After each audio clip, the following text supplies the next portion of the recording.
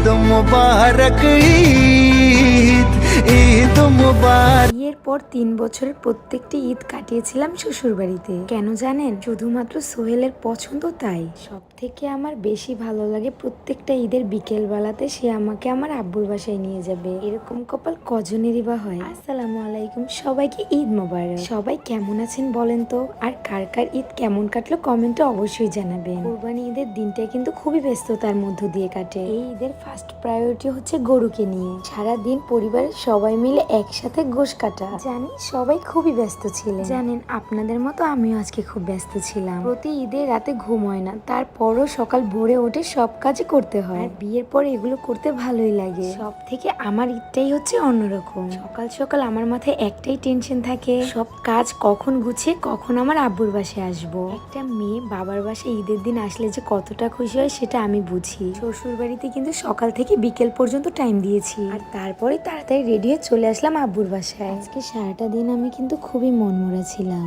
মনটা আমার অনেক খারাপ হয়েছিল, তার কারণটা আমি নিজেও জানতাম না, কিন্তু আমি তো ভুলে গিয়েছিলাম। আমার থেকেও আমাকে ভালো বোঝে সোহেল। ও ঠিকই বুঝতে পেরেছে যে আমার কেন মন খারাপ, তাই তো সব কাজ সেরে আমাকে নিয়ে তাড়াতাড়ি চলে আসলো। আর জেনে ঈদের দিনটা আমি আমার আব্বু আম্মুকে কাছে পেলাম, আমার সব দুঃখ কষ্ট যেন এক নিমিষেই শেষ হয়ে গেল।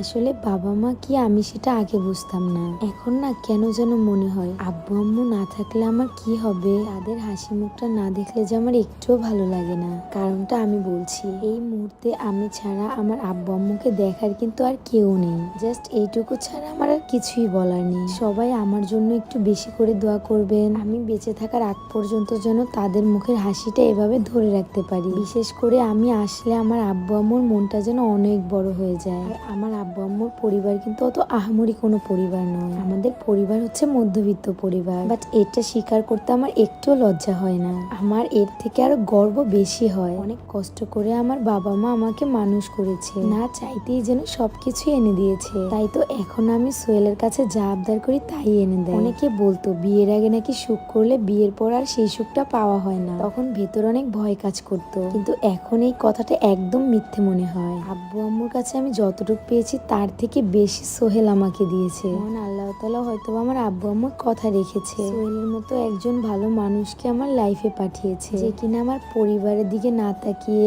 আমার দিকে না তাকিয়ে নিজের স্বার্থ ছাড়া আমাকে সম্পূর্ণ ভালোবেসেছে। সেই থেকে শুরু করে আজ অব্দি 3 বছরের পথ চলা আমাদের। মানুষটাকে একটু বড্ড বেশি ভালোবাসি। খানিকক্ষণ পাশে না পেলে নিজেকে খুব অসহায় মনে হয়। দিন দিন যেন তার প্রতি সম্মান শ্রদ্ধা ভালোবাসা আমার বেড়েই যাচ্ছে। দোয়া করবেন সবসময় যেন তার মন জুগিয়ে চলতে পারি। কপাল তো মহান আল্লাহ তাআলা আমাকেই দিয়েছে। শ্বশুর শাশুড়ি বাবা মা সবাইকে নিয়ে ঈদ করলাম, এর থেকে বড় চাওয়া পাওয়ার কি হতে পারে। এটা হয়তোবা বড় লোক বাড়ির মেয়ে হলেও হতো না। সব থেকে বড় কথা হলো আমার স্বামীর একটা সুন্দর মন আছে, যেটা কেউ না দেখলেও আমি দেখতে পেয়েছি। যাই হোক, আজকে আমি অনেক অনেক অনেক খুশি। এর সময় আম্মুকে জড়িয়ে ধরেছি বলে সবসময় আমার সাথে এমনটা করে। আমরা কিন্তু এখন বেরিয়ে পড়লাম। সবাই ভালো থাকবা, সুস্থ থাকবা, আল্লাহ হাফেজ।